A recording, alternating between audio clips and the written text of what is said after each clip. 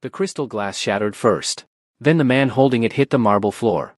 Park Ji-hoon, the Lion of Busan, didn't collapse gracefully. His 6'2" frame went rigid, convulsed once, and crashed into the conference table hard enough to split the imported mahogany. Blood sprayed from his mouth, black blood, thick as motor oil, spattering across documents worth millions. The 12 men in suits didn't move. Couldn't move. They'd seen Ji-hoon survive 3 assassination attempts, 2 stabbings, and a car bomb. They'd never seen him fall. Get the doctors. Min-jun, Ji-hoon's head of security, was already on his phone. Now. All of them. Jasmine Chen heard the crash from 3 floors up. She was changing bed sheets in the east wing of the estate, her hands moving on autopilot through a routine she'd perfected over 18 months. The compound was massive, a fortress disguised as a luxury home in the hills outside Busan. 30 rooms, security everywhere, and her, invisible as furniture. The alarm system's medical code shrieked through the speakers. 3 short bursts. That meant the panic room protocol. That meant Park Ji-hoon was dying. She dropped the sheets and ran. By the time Jasmine reached the main level, the conference room looked like a war zone. Ji-hoon lay on the floor, surrounded by his men. His skin had turned gray, the color of week-old corpses. His lips were blue. But it was his eyes that made her stomach drop. They were open, fully conscious, and filled with terror. The first doctor arrived in 8 minutes. Dr. Kim, personal physician to half of Busan's underworld elite. He took one look at Ji-hoon and started barking orders. Atropine, now. His heart rate is 40 and dropping. Get in 4 line, 2 of them. And somebody tell me what he ingested. Nothing. Min-jun's voice was steel. He was drinking water. That's all. Dr. Kim pressed a stethoscope to Ji-hoon's chest. His face went pale. His lungs are filling with fluid. We need to intubate. Jasmine watched from the doorway. She watched them cut open Ji-hoon's shirt, jam needles into his arms, force a tube down his throat. And she watched the black blood continue to seep from his mouth, dripping onto white marble like ink. It's not working. His heart rate is still dropping. That's when Jasmine saw it. The mark on Ji-hoon's neck, just below his left ear. A tiny puncture wound, barely visible, surrounded by skin that had turned the color of rotting plums. Her grandmother's voice echoed across 2 decades. When the flesh turns purple and the blood runs black, that's shadow root poison. 2 drops can kill a man 3 times over. Jasmine's hands went cold. 18 months ago, Jasmine had been desperate. New Orleans had nothing left for her. When the agency offered her a position in South Korea as live-in maid for a wealthy businessman, she'd said yes immediately. She'd learned 3 things quickly. First, Park Ji-hoon wasn't a businessman, he was Busan's most powerful crime lord. Second, asking questions was the fastest way to disappear. Third, if you kept your head down and stayed invisible, you'd survive. She'd been invisible for 18 months. But her grandmother's voice wouldn't let her stay that way now. Miss, you need to leave. Min-jun appeared beside her, a wall of muscle and scar tissue. This area is restricted. That wound on his neck. When did it appear? Min-jun's eyes narrowed. This morning. We thought it was an insect bite. 72 hours. That's how long Shadow Root took to kill. Ji-hoon had maybe 60 hours left. 2 more doctors burst through the door. They converged on Ji-hoon, shouting medical terms Jasmine barely understood. She understood one thing though. They were making it worse. We need to flush his system. Start dialysis immediately. They wheeled in machines. Connected Ji-hoon to tubes and monitors. The black liquid seeping from his mouth didn't stop. The toxin isn't in his bloodstream. It's in his tissue. Then massive doses of antibiotics. Everything we have. Jasmine wanted to scream. Shadow Root wasn't bacteria. Every antibiotic they pumped into Ji-hoon would accelerate the spread. By tomorrow, his organs would be mush. By midnight, 7 doctors filled the house. They pumped Ji-hoon full of chelating agents, antivenom, experimental drugs. Nothing worked. Jasmine cleaned around them, invisible. The purple stain had reached his collarbone. By morning, it would reach his heart. At 2 a.m., Jasmine stood in the kitchen, staring at her reflection. Her grandmother looked back at her. Same dark eyes, same hands that knew how to heal. Her grandmother had been a root worker in the 9th ward. She'd taught Jasmine everything. Which leaves stopped fever.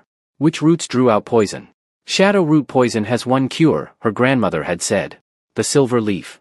Crush it fresh, apply it to the wound. It'll draw the poison out or kill trying.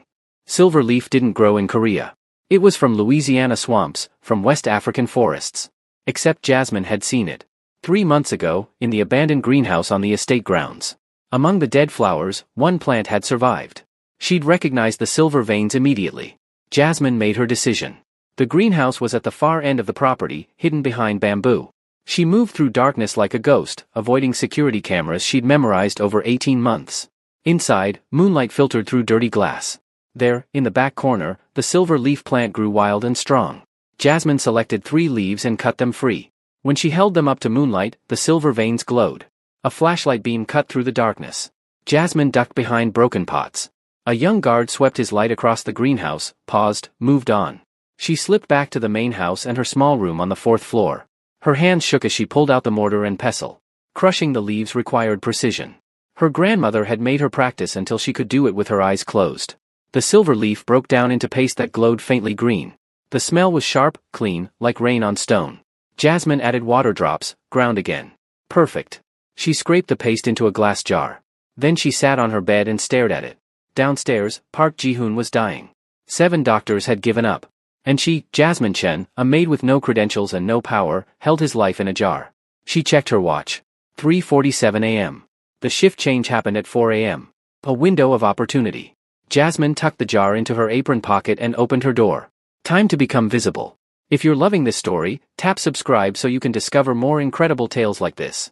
She was passing the 2nd floor study when she heard the voice. Park Sungmin, Ji-hoon's younger brother.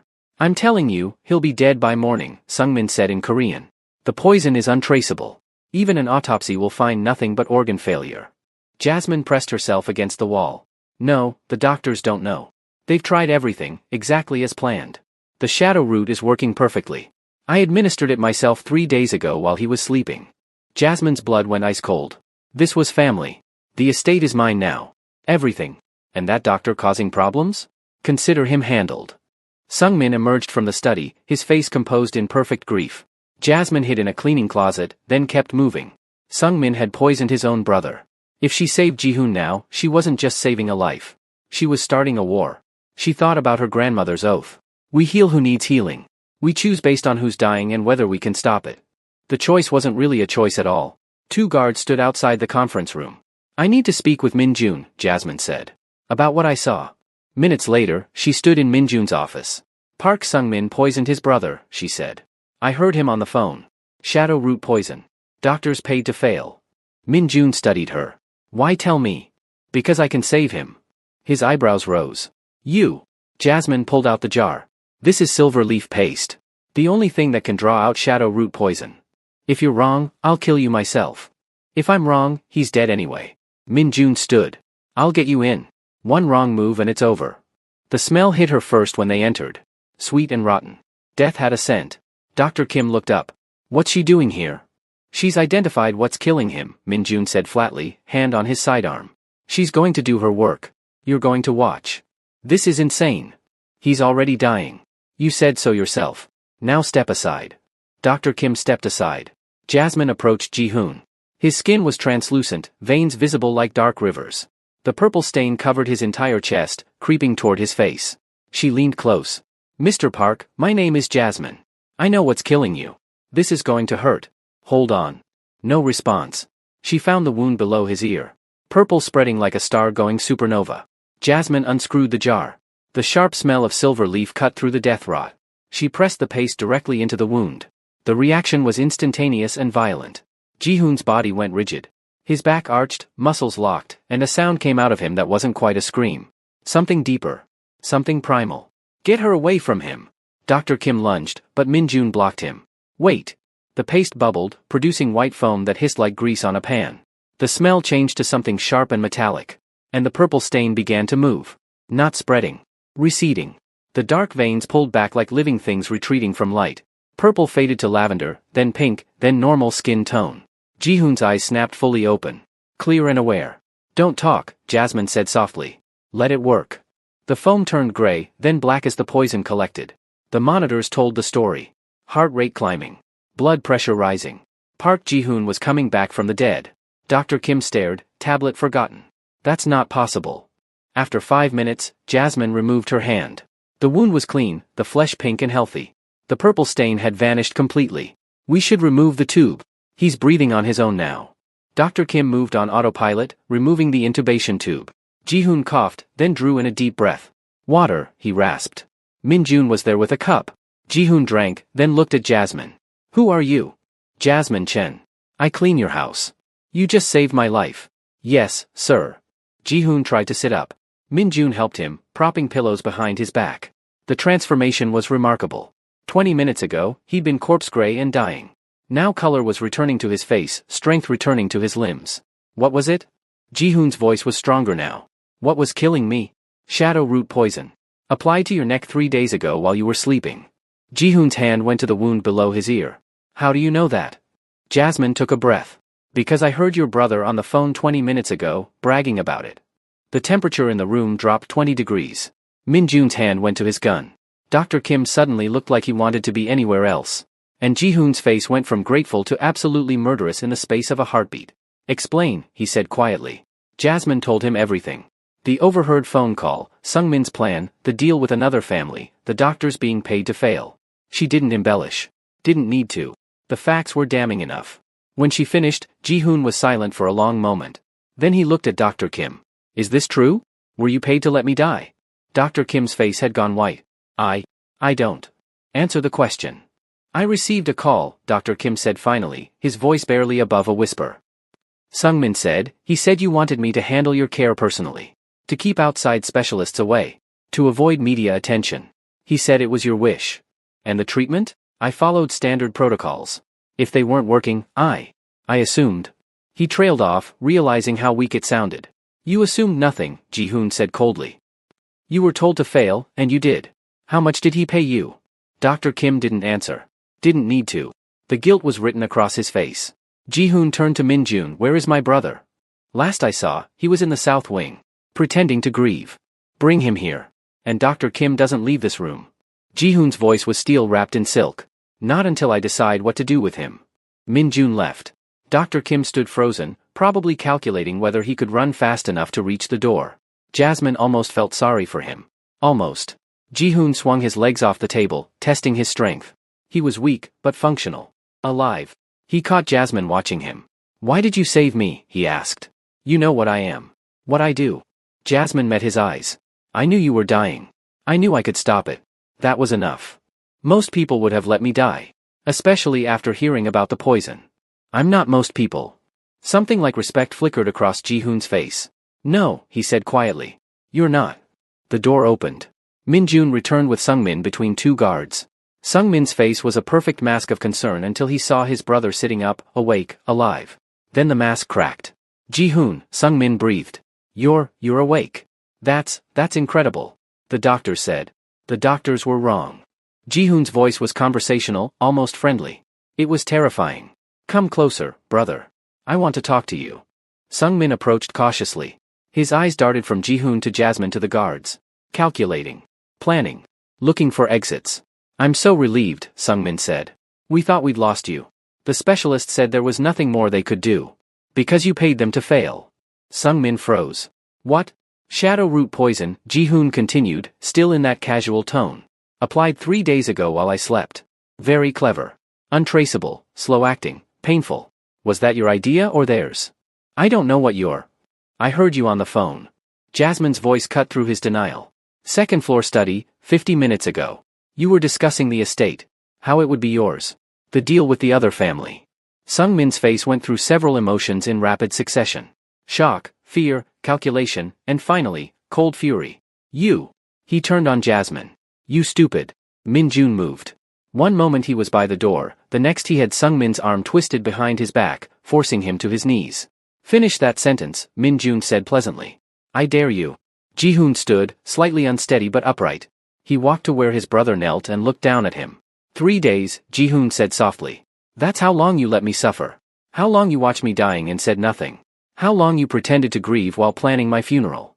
You don't understand, Sungmin said, and now his voice was desperate. You never understood. Everything was always for you. The business, the respect, the power. What did I get? Nothing. I'm your brother, and I was treated like an errand boy. So you tried to kill me. I tried to take what should have been shared. Sungmin's composure cracked completely. 30 years, Ji-hoon. 30 years of living in your shadow. Of watching you get everything while I got scraps. I deserved more. You deserve what you earned, Ji-hoon said coldly. And what you earned is this. He nodded to Min-jun. Wait, Sungmin said, eyes widening. Wait, we can talk about this. We're family. We can. We were family. You ended that when you put poison in my neck. Please. Sung-min was begging now, all pretense gone. Please, I'll leave. I'll disappear. You'll never see me again.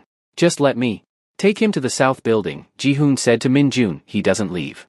He doesn't make calls. He doesn't speak to anyone except me. Understood. Understood. They dragged Sung-min out.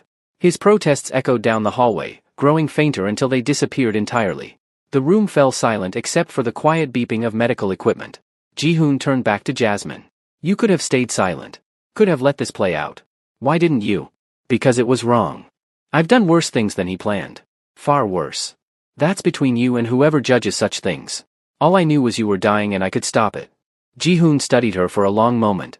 Then he looked at Dr. Kim, who'd been standing frozen in the corner throughout the entire confrontation. You, Ji-hoon said. You're going to write down everything. Every conversation with Sung-min. Every instruction. Every payment. You'll sign it, and then you'll disappear from my city. If I ever see you again, if I even hear your name again, you'll wish Sung-min had succeeded. Dr. Kim nodded frantically. Yes. Yes, of course. Thank you. Thank you for. Get out. Dr. Kim fled. Ji-hoon sat back down on the table, suddenly looking exhausted. The adrenaline was wearing off, leaving behind the reality of a body that had been dying 12 hours ago. I need to rest, he said. But first, I need to know something. He looked at Jasmine. That medicine you used. Can you make more? If I have the plant, yes. And you know other treatments? Other cures? My grandmother taught me traditional medicine. Plants, roots, techniques that predate modern hospitals. It's not magic, but it works. Ji-hoon nodded slowly. I'm going to sleep now. When I wake up, we're going to have a conversation about your future. Because as of tonight, you're not cleaning houses anymore. Min-jun returned 20 minutes later. Sung-min is secured. I've got 4 men on him. He's not going anywhere. Good. Ji-hoon was lying back now, but his eyes were sharp. Check his phone records. I want to know who he was talking to. Which family he made a deal with. And I want their names by morning. Already on it. Jasmine stood by the window, watching the sun start to rise over the estate. The whole night felt surreal. 18 hours ago, she'd been changing bedsheets. Now she'd saved a crime lord's life and exposed a conspiracy. Miss Chen, Ji-hoon said. You're free to go rest. But don't leave the estate. We'll talk soon. It wasn't a request. Jasmine nodded and headed for the door. And Miss Chen? Ji-hoon's voice stopped her. Thank you. Truly. She looked back at him. The Lion of Busan, still pale, still weak, but alive. You're welcome. Her room felt different when she returned to it. Smaller somehow. Like she'd outgrown it in a single night. She sat on her bed and stared at the empty jar that had held the silver leaf paste. One leaf had saved a life. One decision had changed everything. Jasmine lay back and closed her eyes, but sleep wouldn't come. Her mind kept replaying the night. The poison drawing out. Ji-hoon's eyes opening. Sung-min's face when he realized he'd failed. At 7 a.m., someone knocked on her door. One of the house staff, young woman named Hyejin. Mr. Park wants to see you, Hyejin said in Korean. In his private office. Jasmine washed her face, changed into clean clothes, and followed Hyejin through the estate. Servants watched her pass with new expressions. Word had spread. The invisible maid wasn't invisible anymore. Ji-hoon's office was on the top floor, a massive room with floor-to-ceiling windows overlooking Busan. He was dressed now, looking more like himself. Still pale, but strong enough to stand. Sit, he said, gesturing to a chair. Jasmine sat. I've made some decisions, Ji-hoon began. First, my brother will be dealt with. Quietly. The families he tried to make deals with will be reminded why betraying me is fatal. And Dr. Kim will discover that reputation dies faster than bodies. He paused. Second, you. I'm told you've been working here for 18 months. Minimum wage, shared bathroom, treated like furniture. That ends today. Sir, I don't need. I'm not finished. His voice was firm but not unkind. You saved my life using knowledge that apparently nobody else in this country possesses. That makes you valuable. Extremely valuable. So here's what's going to happen. He walked to his desk and pulled out a folder. This is a contract. You'll be retained as my personal medical consultant. Salary 10 times what you're making now. Private quarters in the main house. Full access to establish whatever facilities you need for your work. In exchange, you keep me alive and help me understand this traditional medicine you practice. Jasmine stared at the folder. Why? Because modern medicine failed me. Because 7 doctors with fancy degrees let me die while a maid with plant knowledge saved me. Because I'm not stupid enough to let that knowledge walk away. I'm not a doctor. I have no credentials, no. You have results. That's better than credentials. Ji-hoon leaned forward. I'm offering you a position where you can actually use what your grandmother taught you. Where you won't be invisible. Where your knowledge matters. Are you interested? Jasmine thought about her grandmother, about 18 months of invisibility, about the silver leaf growing in an abandoned greenhouse. Yes, she said. I'm interested. Good. Ji-hoon smiled, and it was genuine. Welcome to your new life, Miss Chen. 3 days later, Park Sung-min disappeared. The official story was that he'd left the country. People who knew better didn't ask questions. In Busan's underworld, some disappearances were permanent, and this was one of them. Dr. Kim was found working at a rural clinic in Jeju Island 6 weeks later. His sole practice had closed. His reputation destroyed. His medical license under review. He'd live, but his career was dead. The family that had made a deal with Sung-min sent a formal apology and a significant financial gesture. Ji-hoon accepted both. For now. Min-jun told Jasmine that 3 of their senior members had accidents shortly after. The message was received. Jasmine's transformation happened faster than she'd expected. Her tiny room became a suite in the main house, twice the size of her old apartment in New Orleans. The abandoned greenhouse was restored, cleaned, filled with plants she ordered from around the world. Silver leaf, yes, but also dozens of others. Herbs from Africa, roots from South America, flowers from Southeast Asia. She hired assistants. Young people from the local university, biology students curious about traditional medicine. She taught them what her grandmother had taught her. Not to replace modern medicine, but to complement it. To fill the gaps where antibiotics failed and surgery couldn't reach. Word spread. Quietly at first, then louder. People in Ji-hoon's organization who'd written off traditional medicine started asking questions. A lieutenant with chronic pain that doctors couldn't solve found relief in a root tea Jasmine prepared. A businessman with a mystery rash that had resisted every treatment cleared up after 3 applications of a plant paste. Jasmine wasn't replacing hospitals. She was providing alternatives when hospitals failed. 6 weeks after saving Ji-hoon's life, she was summoned to his office again. I have a problem, he said without preamble. And I think you can solve it. What kind of problem? One of my business partners in Daegu. His daughter is sick. 12 years old. The hospitals can't figure out what's wrong. She's been declining for 3 months. He paused. Her father is important to me. If his daughter dies, our relationship dies with it. And I can't afford that right now. What are her symptoms? Ji-hoon slid a folder across the desk. Medical records, test results, photographs. Jasmine studied them carefully. A young girl with dark circles under her eyes, skin rashes, inexplicable fatigue. The doctors think it's an autoimmune disorder, Ji-hoon said. But the treatments aren't working. Jasmine looked at the photos again. At the specific pattern of the rashes. At the test results showing elevated but not critical numbers. At the timeline of the illness. It's not autoimmune, she said slowly. It's environmental. Something in her environment is poisoning her slowly. Like what? I'd need to see her. See where she lives. But this pattern. Jasmine tapped the photo. This looks like slow metal toxicity. Something she's being exposed to daily. Ji-hoon considered this. Can you fix it? If I can find the source, yes. Then you're going to Daegu tomorrow. Min-jun will accompany you. Whatever you need, you'll have. The trip to Daegu was Jasmine's first time leaving the Busan estate since saving Ji-hoon's life. The businessman's home was massive, modern, filled with expensive art and terrified parents. The girl, Ji-woo, lay in bed looking like a ghost. The same gray skin Jasmine remembered seeing on Ji-hoon. The same exhausted eyes. Jasmine spent 3 hours examining everything. Not just the girl, but her room. Her clothes. Her toys. Her school supplies. She took samples of water, dust, fabric. She found it in the imported wallpaper. Victorian-era design, beautiful and deadly. The pigments contained arsenic compounds, slowly releasing toxins into the air. Ji-woo had been breathing poison for months. Remove all the wallpaper, Jasmine told the parents. Every room she uses. Replace it with something modern and safe. Then I'll give her a treatment to help her body clear the accumulated toxins. You're sure? The father asked. I'm sure. They stripped the wallpaper that afternoon. Jasmine prepared a chelation remedy using activated charcoal and specific plant compounds her grandmother had used for metal poisoning. She stayed 3 days, monitoring Ji-woo's progress. By the 3rd day, color was returning to the girl's skin. By the end of the week, she was eating normally. 2 weeks later, she was back in school. The businessman sent Ji-hoon a gift worth more than Jasmine had made in her entire life. Along with a note, your doctor saved my daughter. Whatever you need, whenever you need it, it's yours. Ji-hoon showed Jasmine the note. You're building me alliances I didn't know I needed. I'm just doing what I know how to do. Keep doing it. More cases followed. A gang member with a mysterious infection. An accountant with unexplained seizures. A restaurateur whose whole family was sick. Each time, Jasmine approached it the way her grandmother had taught her. Observe. Listen. Think beyond the obvious. She didn't save everyone. Some problems were beyond her knowledge.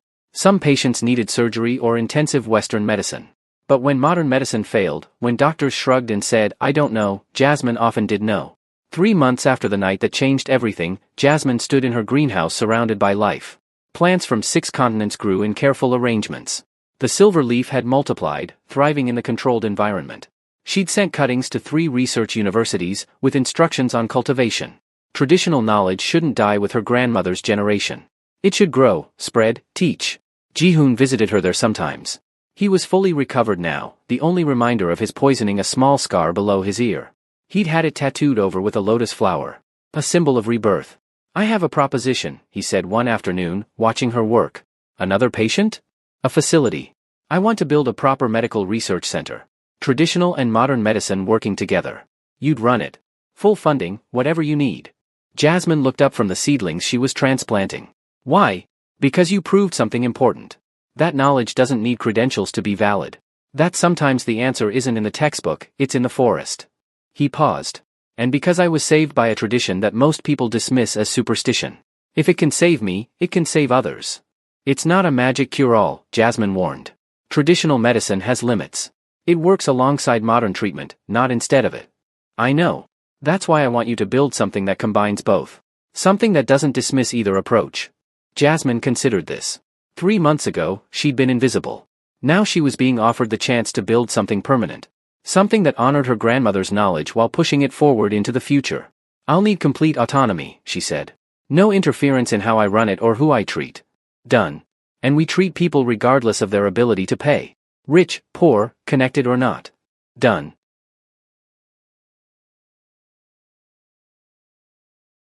"And when someone comes to us after modern medicine has failed, we don't judge them for trying. We just try to help." Ji-hoon smiled. "Done. Anything else?" "One more thing." Jasmine met his eyes. "We name it after my grandmother. The Hellinchan Center for Integrated Medicine." "Perfect." They shook hands among the plants, sunlight streaming through the greenhouse glass. The Lion of Busan and the woman who'd saved him with a single leaf, building something neither of them could have imagined 6 months ago. 6 months after that night, the Hellinchan Center opened in a renovated building in central Busan. Modern medical equipment on one floor, Jasmine's traditional medicine lab on another. Doctors trained in Western medicine working alongside herbalists and traditional practitioners. The skeptics said it wouldn't work. That you couldn't mix 2 different medical philosophies. That it was dangerous to give legitimacy to folk remedies. The results spoke for themselves. One afternoon, Min-jun entered Jasmine's office with a file. "New patient. The hospitals can't figure out what's wrong with him. Neurological symptoms, no clear diagnosis." Jasmine took the file. Studied the symptoms. The pattern looked familiar. Not exactly like anything she'd seen before, but close to something her grandmother had described once. "Bring him in tomorrow," she said. "I want to run some tests. And get me soil samples from where he lives and works." "You think it's environmental again?" "I think it's always worth checking what seems obvious first." She smiled. "My grandmother used to say that 90% of mysterious illnesses are just the environment trying to kill you slowly." Min-jun laughed. "I'll get the samples." As he left, Jasmine turned back to her desk. Case files covered every surface. People who needed help. People who'd fallen through the cracks of modern medicine and ended up here, at the center that combined old wisdom with new technology. She thought about the long journey from New Orleans to Busan. From invisible maid to medical director. From her grandmother's kitchen to this modern facility. The silver leaf plant sat on her windowsill now, thriving in a ceramic pot. She touched its leaves gently, feeling the silver veins under her fingertips. "We did it, Grandma," she whispered. "Your knowledge didn't die. It grew." Her phone buzzed. Ji-hoon, asking if she was free for dinner. They'd become friends over the months, an unlikely partnership born from poison and plant medicine. She texted back that she'd be there in an hour. As she gathered her things to leave, Jasmine caught her reflection in the window. A woman who'd been invisible for so long, now seen. Not because she'd demanded attention, but because she'd done what needed doing when everyone else had given up. Sometimes the most powerful medicine came from the most unexpected places. Sometimes a single leaf was enough to change everything. And sometimes, being invisible for a while taught you exactly how to be seen when it mattered most. She turned off the lights and headed out, ready for whatever came next. Because in this new life, anything was possible.